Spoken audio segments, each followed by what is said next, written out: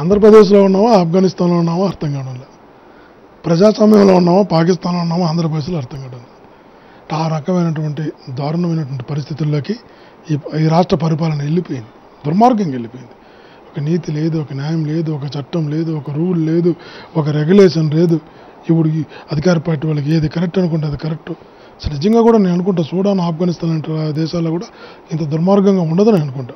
ఆ రోజు ఎయిర్పోర్ట్లో 25 మంది ప్యాసింజర్లకు బోర్డింగ్ పాసులు ఇవ్వలేదని ఎయిర్ ఇండియా వాళ్ళు ప్రశ్నించడం మిథున్ రెడ్డి గారు జరిగింది. ప్రశ్నించుకోవడమే తప్ప ఇటు పరిస్థితుల్లో మా మధ్యలో గొడవ జరగలేదు, ఎవరు కొట్టినటువంటి పరిస్థితి కూడా లేదు. కొట్టుంటే ఆ రోజు ఆయన కంప్లైంట్ ఇచ్చిండాల, ఆ రోజు కంప్లైంట్ ఇవ్వాల. ఆయన వెళ్ళిపోయినాడు, కొట్టలేదు కాబట్టి, ఏమీ జరగలేదు కాబట్టి. వెళ్ళిపోయినాయని మరుసటి రోజు తీసుకొచ్చి వారి చేత కంప్లైంట్ ఇప్పించి లుకౌట్ నోటీస్ ఇచ్చి రెడ్ కార్నర్ నోటీసులు ఇచ్చి వెంటాడి వేధించి అరెస్టులు చేసి సెంట్రల్ జైలుకి పంపి ఏమీ జరగని దాన్ని, ఏమీ లేని దాన్ని చాలా దుర్మార్గంగా కేసు నమోదు చేశారు. అదే మిథున్ రెడ్డి గారు గొడవ చేస్తే మిథున్ రెడ్డి గారు సపోర్ట్కి వెళ్ళి నేను కూడా గొడవ చేశాను. నేను ఎక్కడో బయట ఉన్నా, నేను ప్యాసింజర్ కాదు, నేను లోపలికి ఎందుకు పోతాం? చూపించి ఎంత ఇంటర్నేషనల్ ఎయిర్పోర్టు. ఈరోజు జేసీ దివాకర్కి రోడ్ చేస్తే వీడియో రికార్డులు అన్నీ ఉన్నాయి.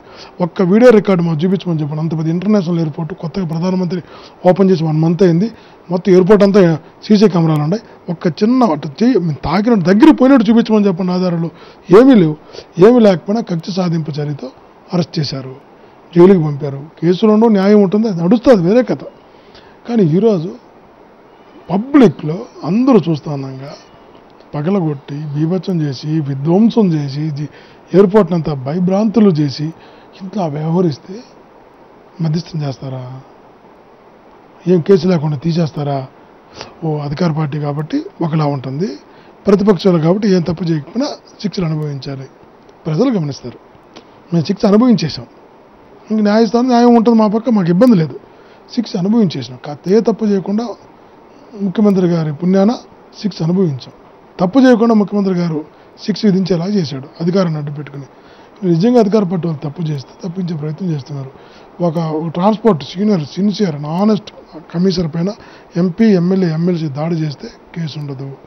ఒక ఎంఆర్ఓ పైన వాళ్ళ ఎమ్మెల్యే దాడి చేస్తే కేసు ఉండదు. మరింకోటి ఆశ్చర్యకరమైన అంశం, పోలీస్ స్టేషన్లోనే పోలీసుల్ని ఎస్ఐని బంధిస్తే ఒక ఎమ్మెల్యే అధికార పార్టీ ఎమ్మెల్యే కేసు ఉండదు. అసలు కాల్మనీ కేసుతో మహిళలు చెరబడితే కేసు ఉండదు, మధ్యస్థాలు ఉంటాయి, కాంప్రమైజులు ఉంటాయి. ముఖ్యమంత్రి గారు చేస్తారు మధ్యస్థాలు, వాళ్ళు కలగదు. కానీ ఈ రాష్ట్రం ఈ విధంగా చంద్రబాబు నాయుడు ముందుకు తీసుకెళ్తున్నాడు. ఒకటి ఏదైతే ఉందో ఇప్పుడు ఎంపీ తెలుగుదేశం పార్టీకి సంబంధించిన ఎంపీ జేసీ దివాకర్ రెడ్డి తీరుకు నిరసనగా కొన్ని విమానయాన సంస్థలు నిర్ణయం తీసుకున్నాయి, నిషేధం కూడా విధించడం జరిగింది. ఈ నేపథ్యంలో కేసు నమోదు కాకుండా ఎట్లా చూడాల్సిన? విమానయాన సంస్థలను చూసి గవర్నమెంట్ చిగ్గుతో తలదించుకోవాలి. విమానయాన సంస్థలకు ఉన్నటువంటి నీతి న్యాయం ఈ ప్రభుత్వానికి లేదు. వాళ్ళు విధించారంటే ఏమని అర్థం? వాళ్ళ దౌర్జన్యం జరిగింది కాబట్టి ఆయన మా ఫ్లైట్లో ఎక్కనేమని విధించారు. దౌర్జన్యం జరగకపోతే అలా చేయరు కదా. వాళ్ళని చూసి ప్రభుత్వం చిగ్గుతో తలదించుకోవాలి. అంటే అన్ని మన రాష్ట్రానికి సంబంధించిన ఏ ఎయిర్లైన్స్ లేదు అక్కడ. స్పైస్ జెట్ మంది కాదు, ఇండిగోనో మంది కాదు, జెట్ ఎయిర్వేస్ మంది కాదు, ఎయిర్ ఇండియా కూడా ఢిల్లీలో ఉంటుంది, బాంబేలో ఉంటుంది.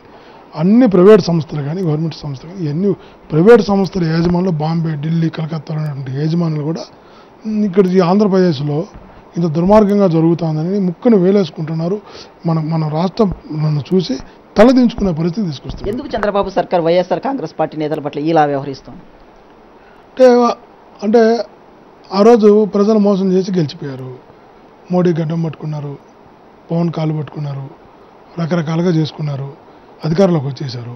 అధికారంలోకి వచ్చేసిన తర్వాత ఏరు దాటినాక తెప్ప తగిలేశారు, ప్రజలను వదిలేశారు, ఇచ్చిన హామీలు మరి వదిలేశారు. ప్రజల్లో తిరుగుబాటు వచ్చింది. ప్రజల్లో తిరుగుబాటు వస్తే ప్రజలంతా వైఎస్ఆర్ కాంగ్రెస్ పార్టీ వైపు మొగ్గు చూపుతున్నారు. వైఎస్ఆర్ జగన్మోహన్ రెడ్డి గారిని ఒక్కరే ఈ రాష్ట్రానికి మంచి భవిష్యత్తు గల నాయకుడిని నమ్ముతున్నారు. కాబట్టి ప్రజలు మా వైపు ఉన్నారు కాబట్టి నాయకుల్ని ఇబ్బంది పెట్టాలా, నాయకుల్ని నిర్బంధించాలా, నాయకులను జైల్లో పంపాలా, ఈ రకమైనటువంటి కుట్రలో కుతంత్రాలు తప్పుడు మార్గాలు ఎన్నుకుంటున్నారు. చివరిగా ఒకటి చెప్పండి, విశాఖ ఎయిర్పోర్ట్లో ఎంపీ తెలుగుదేశం పార్టీకి సంబంధించిన ఎంపీ జేసీ దివాకర్ రెడ్డి తీరును మనం ఏ విధంగా చూడాలి? ఇప్పుడు తీరు అందరూ చూస్తున్నాం కదా ఎలా వ్యవహరించాడని. విమానయాన సంస్థలు నిషేధించడమే అతని తీరుకు నిదర్శనం. ఈ ప్రభుత్వం నేను శిక్షించాలని కోరుకున్నా శిక్షిస్తుందని నమ్మకం సామాన్యుడు ఆ దారిలో పోయేటటువంటి చిన్నపిల్లలకు కూడా లేదు. ఈ ప్రభుత్వం శిక్షిస్తుంది అని, ఈ ప్రభుత్వం తప్పు చేసిన వాడిని ప్రశ్నిస్తుందని చిన్నపిల్లలు కూడా అనుకోవడంలే. కాబట్టి నేను డిమాండ్ చేసినా కూడా ఒరిగేది ఏముంది, ప్రయోజనం లేదని డిమాండ్ అనవసరం, నోటి మాట అనవసరం.